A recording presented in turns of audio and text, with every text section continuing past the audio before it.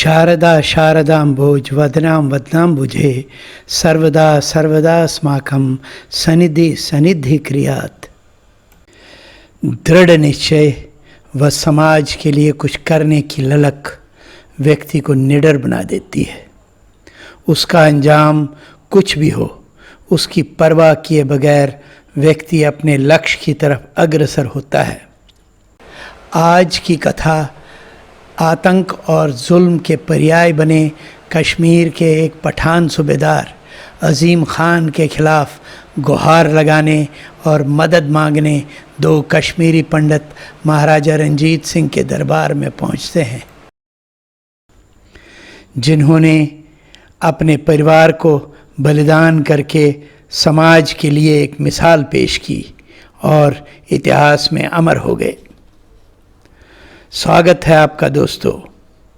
आप देख रहे हैं अपना ज्ञानवर्धक चैनल कश्मीर का अनकहा इतिहास, जिसमें आज हम बात करेंगे दो ऐसे निडर और समाज के प्रति चिंतनशील कश्मीरी पंडित बीरबलधर और उनके पुत्र राजकाकधर की, जिनके अथक प्रयास से सारा कश्मीरी पंडित समाज मुसलमान बनने से बच गए।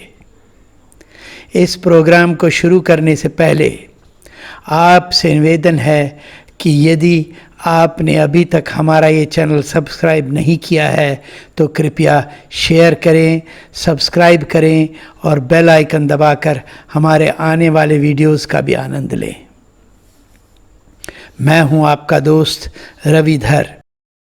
तो चलिए साथियों, बने रहिए हमारे साथ इस वीडियो के अंत तक और सुनिए कश्मीरी पंडितों की दर्द भरी दास्तान।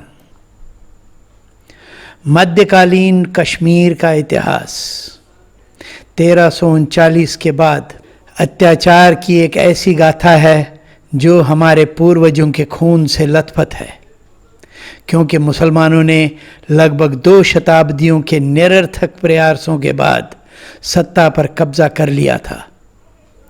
हमने ऐसे कई अत्याचारी और निरंकुश लोगों को देखा है जिन्होंने तलवार की नोक पर मूल हिंदू आबादी को धर्मांतरित करने का प्रयास किया। मंदिरों को अपवित्र किया गया, लूटा गया और अंततः तोड़ दिया गया। कश्मीरी हिंदुओं की भावना को तोड़ने के लिए किताबें और धर्म ग्रंथ जला दिए गए या फिर डल झील में डुबो दिए गए। जिन्होंने अपनी आस्था छोड़ने के बजाय अपने जीवन का बलिदान देना पसंद किया, वे मार दिए गए। कश्मीरी पंडितों के सामने अंधकार का सबसे बुरा दौर अफगान शासन सन 1747 ईस्वी से 1819 ईस्वी के दौरान था। दुर्रानी राजपालों का 6 दशकों का शासन आज भी कश्मीरी पंडितों के मन और मानस पर अंकित है। हमारी लोक कथाओं में जब्बार खान, जिसने हिंदुओं को गर्मियों में शिवरात्रि मनाने का आदेश दिया था, उनके लिए एक कहावत प्रसिद्ध है, जबार जंद हारस्य कुरुनवंद, यानी जब्बार खान ने आषाढ़ को भी माघ बना दिया। दूसरा था इफ्तार खान, फिर हजार खान और अंत में अजीम खान जैसे निरंकुश और कट्टरपंथियों द्वारा की गई बर्बरता की कहानियां भरी हुई हैं। कश्मीर के प्रमुख पंडितों ने इस स्थिति में हिंदू समाज की रक्षा करने का निर्णय लिया। इन अत्याचारियों से छुटकारा पाने की योजना बनाने के लिए पंडित मिर्ज़ा पंडित के घर पर एक गुप्त बैठक आयोजित की गई। मदद के लिए पंजाब के प्रसिद्ध राजा महाराजा रंजीत सिंह से संपर्क करने का निर्णय लिया गया। महाराजा से मिलने की जिम्मेदारी राजा बीरबल को दी गई।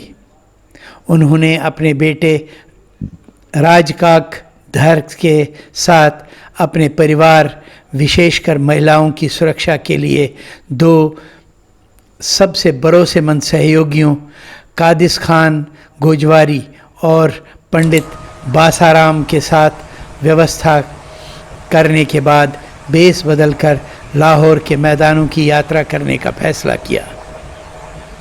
दोनों व्यक्तियों ने स्थानीय मुस्लिम आबादी की मदद से जम्मू पहुंचने के लिए पीर पंचाल रेंज के बर्फ़ से ढके पहाड़ी दर्रों को पार किया। राजा बीरबलधर के भागने की खबर जब तानाशाह अजीम खान को लग गई तो वो क्रोध से आग बबूला हो गया। उसने आदेश दिया कि जिसने भी बीरबलधर की मदद की उसे तलवार से काट दिया जाए। परेशान होकर कादिस खान राजा बीरबल के परिवार को अपने घर ले गए। अजीम खान के जासूसों ने पंडित बासाराम को पकड़ लिया, लेकिन कट्टर दोस्त ने अपने दोस्त को धोखा देने के बजाय यातनाएं सहन कर मौत को प्राथमिकता दी। दुर्भाग्य से एक अन्य जासूस को पता चला कि बीरबलधर का परिवार कादिस खान के घर में छिपा हुआ है। कादिस खान के घर को घेर लिया गया और आग लगा दी गई। कुछ कथनों के अनुसार बीरबलधर की पत्नी ने झेलम नदी में कूदकर आत्महत्या कर ली, लेकिन उनकी बहू को पकड़ लिया गया और एक यौन दासी के रूप में काबुल ले जाया गया। राजा बीरबलधर द्वारा किए गए बलिदान का विवरण पंडित आनंद कौल बामजई ने अपने सबसे प्रामाणिक ऐतिहासिक इतिहास कश्मीरी पंडित, जो 1921 में प्रकाशित हुई, में दर्ज किया है। राजा बीरबलधर और उनके पुत्र जम्मू पहुंचने में कामयाब रहे, जहां महाराजा रंजीत सिंह के सेनापति राजा गुलाब सिंह शासन कर रहे थे। कहा जाता है कि राजा गुलाब सिंह ने रंजीत सिंह के प्रधानमंत्री राजा ध्यान सिंह, जो उनके भाई भी थे, के बारे में एक परिचय पत्र दिया था। गुलाब सिंह ने बीरबलधर की लाहौर यात्रा की भी व्यवस्था की।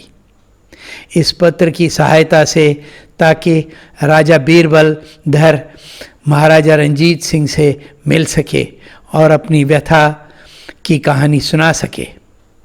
एक ऐसी कहानी जिसने बहादुर सिख राजा रंजीत सिंह को झकझोर कर रख दिया। चतुर महाराजा को एक पत्थर से 2 शिकार करने का अवसर भी महसूस हो रहा था।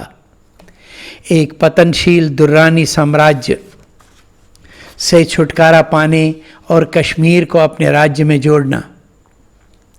ये जानने पर कि राजा बीरबलधर लाहौर पहुंच गए हैं, अत्याचारी अजीम खान अपनी लुटी हुई संपत्ति और हरम लेकर काबुल भाग गया और अपने नायब जब्बार खान को प्रभारी बना दिया। महाराजा रंजीत सिंह ने अपने 5 शीर्ष कमांडरों महान हरि सिंह नलवा, ज्वाला सिंह, हुकुम सिंह, राजा गुलाब सिंह और श्याम सिंह को राजा बीरबलधर के मार्गदर्शन में 30,000 सैनिकों के साथ कश्मीर भेजा। 20 जून 1819 को शोपियां की लड़ाई में अफ़गान सेना हार गई और इसके साथ ही खतरनाक पठान शासन का अंत हो गया।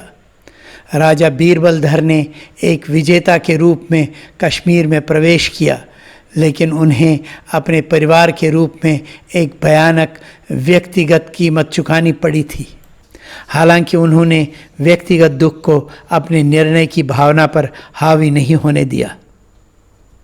जब कुछ सिख सैनिक मुसलमानों द्वारा हिंदू मंदिरों के अपमान का बदला लेने के लिए कश्मीर की कुछ महत्वपूर्ण मस्जिदों को उड़ा देना चाहते थे, तो उन्होंने मस्जिदें तोड़ने से मना किया और बहुत बुद्धिमानी से सलाह देते हुए कहा कि हम उनके जैसे अत्याचारी कैसे हो सकते हैं। राजा बीरबलधर की इस एक पंक्ति ने कश्मीर की मस्जिदों को नष्ट होने से बचा लिया। कश्मीरी लोक कथाओं में राजा बीरबलधर को उस व्यक्ति के रूप में प्रशंसित किया जाता है जिसने कश्मीर के सिर से अजीम खान नाम का एक भयानक घाव मिटा दिया था। कहावत इस प्रकार है बीरबल पंडित अज सर कश्मीर करद तुम दूर इन बलाए अजीम। मेरी ये पेंटिंग बहादुर राजा बीरबलधर को मेरी श्रद्धांजलि है, जिन्होंने कश्मीर को पठानों के अत्याचार से बचाया था, भले ही उसे अपना घर फूंकना पड़ा। और इस प्रकार राजा बीरबलधर इतिहास के पन्नों में अमर हो गए। जल्दी मिलते हैं अपने अगले वीडियो के साथ। तब तक के लिए जय हिंद, वंदे मातरम।